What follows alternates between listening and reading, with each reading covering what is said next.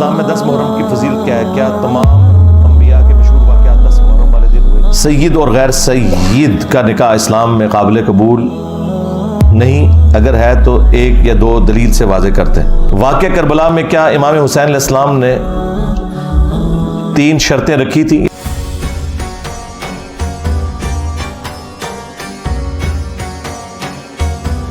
حدیث میں ملتا ہے وہ تو ایک ہی واقعہ ہے جو بخاری مسلم میں آیا ہے کہ 10 محرم کے دن فرعونی ڈبوئے گئے تھے، موسیٰ علیہ السلام کو نجات ملی تھی۔ باقی اسرائیلی روایتوں میں اور ہماری بھی تاریخ کی روایتوں میں اس طرح کی باتیں ملتی ہیں کہ یونس علیہ السلام کو بھی 10 محرم کو نجات ملی۔ اسی طریقے سے باقی انبیاء اکرام کے بھی جو بڑے بڑے واقعات ہیں وہ 10 محرم کے دن کوٹ کیے جاتے ہیں، لیکن ہماری امت میں تو 10 محرم کے دن نواس رسول صلی اللہ علیہ وآلہ وسلم کی شہادت نے وہ سب کو ڈومینیٹ کر دیا۔ ہمارے لیے تو اب 10 محرم ایک سمجھ لیں ایک غم کی علامت بن چکا ہے۔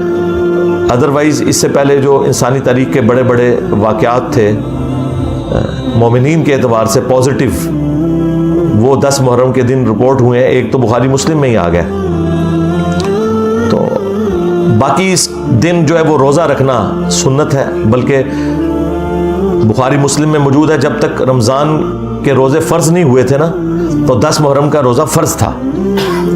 پھر جب رمضان کے روزے فرض ہوئے تو پھر نبی علیہ السلام نے آپشن دے دی، جس کی مرضی رکھے جس کی مرضی نہ رکھے۔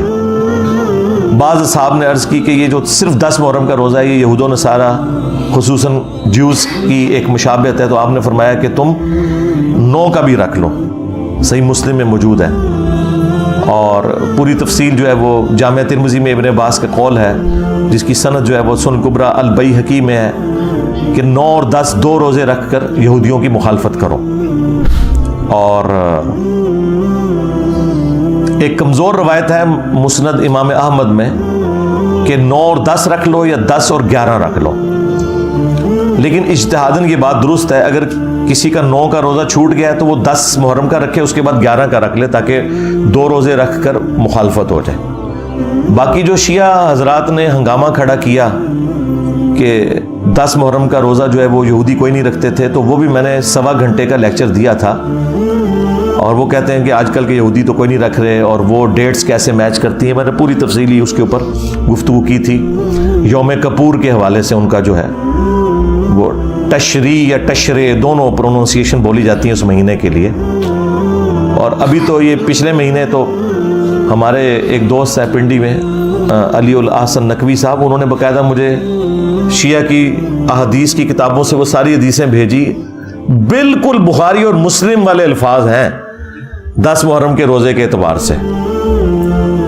اور شیعہ نے ہنگامہ کھڑا کیا، یہ سنیوں نے خود سے یہ روزہ بنا لیا ہے، حالانکہ ان کی کتابوں میں بھی ان کے اصول کے اوپر وہ صحیح حدیثیں موجود ہیں، اور جو وہ لے کے آ رہے ہیں وہ ان کے اپنے محدثین کے ہاں جھوٹی اور من گھڑت روایتیں ہیں، صرف سنیوں کو نیچا کرنے کے لیے، جس طرح سنی بھی یعنی شیعہ کو نیچا کرنے کے لیے خود سے بنا لیا کہ جی وہ کالا لباس جہنمیوں کا لباس ہے۔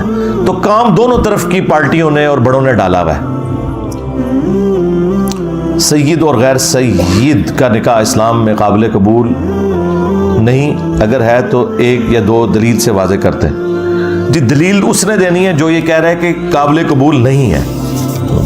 قابل قبول ہونے کے لیے دلیل کی ضرورت نہیں ہے۔ اسلام نے جو حرمت والے رشتے سورۃ النساء کی آیت نمبر 23 میں بتا دیے ہیں کہ یہ رشتے ہیں جن سے آپ کی شادی نہیں ہو سکتی، اس میں کہیں لکھا ہوا ہے سید اور غیر سید، تو اب جو کہہ رہا ہے نا سید اور غیر سید کی شادی نہیں ہو سکتی، دلیل اس نے پیش کرنی ہے، اور ٹائم قیامت تک ہے۔ یہ ایک روایت کو انہوں نے آؤٹ آف کانٹیکسٹ یوز کیا جو صرف ایک مشورے کی حد تک تھی، سنن ابن ماجہ میں کہ اپنے کفر میں شادی کرو، ہم پلہ لوگوں میں، ہم پلہ میں صرف خاندان نہیں آتا، سٹیٹس بھی آتا ہے، تعلیم بھی آتی ہے، تو یہ پریفریبل ہے، ہم بھی کہتے ہیں۔ لیکن اب مجھے بتائیں ایک سید اور غیر سید کا آپ نکاح کر رہے ہیں، لڑکی جو ہے پڑھی لکھی ہے، لڑکا جاہل مطلق ہے، تو یہ کوئی کفر نہیں بنے گا، اس کا کفر تب بنے گا کہ جب وہ اس کا ہم پلہ ہوگا سٹیٹس کے پوائنٹ آف ویو سے بھی، خواہ وہ غیر سیدی کیوں نہ ہو۔ یہ بالکل جعلی مسئلہ شیعہ نے گھڑا، اور سنیوں میں بھی پیر میر علی شاہ صاحب نے اس مسئلے کو گود لے کے تو ہنگامہ کھڑا کیا. اللہ تعالیٰ نے انہی کے گھر میں ان کا پڑپوتا پیدا کیا, پیر نصیر الدین نصیر. انہوں نے مخالفت کی اور باقاعدہ کتاب لکھی کہ جعلی مسئلہ ہے, اپنے پردادے کے خلاف کتاب لکھ دی انہوں نے. اور سب سے حیران کن بات آپ کو میں بتاؤں, خود امام خمینی ان کے داماد جو ہے نا وہ غیر سید ہیں, انہوں نے اپنی بیٹی غیر سید کو دی ہوئی ہے.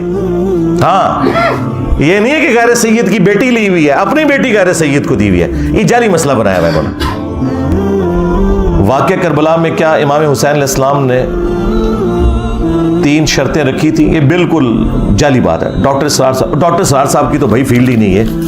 ہمارے سامنے انہوں نے خود کہا کہ بیٹا میں امی ہوں اختلافی مسائل میں. تو میں نے کہا ڈاکٹر صاحب مہربانی کریں, جب آپ امی ہیں تو آپ ان مسائل پہ بات نہ کیا کریں. ہمارے استاد مولانا اسحاق صاحب نے بھی ڈاکٹر اسرار صاحب کو ڈانٹا تھا کہ آپ اختلافی موضوعات کے اوپر بات نہ کیا کریں, آپ کی بالکل کوئی اس پہ تحقیق نہیں ہے. یہ تو اسی طریقے سے ہے کہ اب ڈاکٹر ذاکر نائک جو ہے وہ اختلافی موضوعات کے اوپر بریلوی دیوبندی عقائد کے اختلافات پہ بولنا شروع کرتے ہیں, ان کی فیلڈ ہی نہیں ہے. اس کا یہ مطلب نہیں کہ ہم کہتے ہیں ان کا حاکم نے چھین لیا, نہیں نہیں نہیں. فیلڈ بنائیں, علم حاصل کریں, خاری کاٹیں, اس کے بعد ویڈیوز ریکارڈ کریں. ہم کب یہ کہہ رہے ہیں کہ بندہ ویڈیوز ریکارڈ نہ کرے یا بات نہ کرے, لیکن پہلے تحقیق تو کرے نا. میں یعنی اس ہاٹ سیٹ میں ابھی آگے بیٹھ کے اور پوری دنیا کو آگے لگا لیا, ظاہر ہے اس کے پیچھے میری 25-30 سال کی محنت ہے, تب جا کے اس کرسی پہ بیٹھا ہوں نا. ہاں, تو اس طرح نہیں ہے کہ کوئی بندہ بھی منہ اٹھا کے تو اختلافی موضوعات کے اوپر بات کرنا شروع کر دے. بالکل جعلی بات ہے یہ 3 شرطوں والی. اس کے اوپر آپ یوٹیوب پہ جا کے لکھیں حسین علیہ السلام کی 3 شرائط.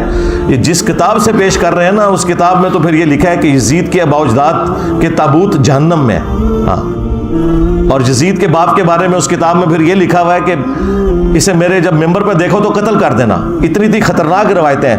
اس لیے ہمارے استاد شیخ زبیر علی صاحب نے کہا تھا یہ امام بلازری کی جو کتاب ہے نا انصاب الاشراف, اس سے جان نہیں چھڑاؤ, یہ کتاب ہی جعلی ہے. ورنہ یہاں تو حسین علیہ السلام کو بدنام کرتے کرتے جن کا تم دفاع کر رہے ہو بنو امیہ, ان کو تو سیدھا جہنمی اس کتاب میں کہہ دیا گیا. تو اس لیے بہتر یہ کہ اس کتاب سے ہی جان چھڑا لو.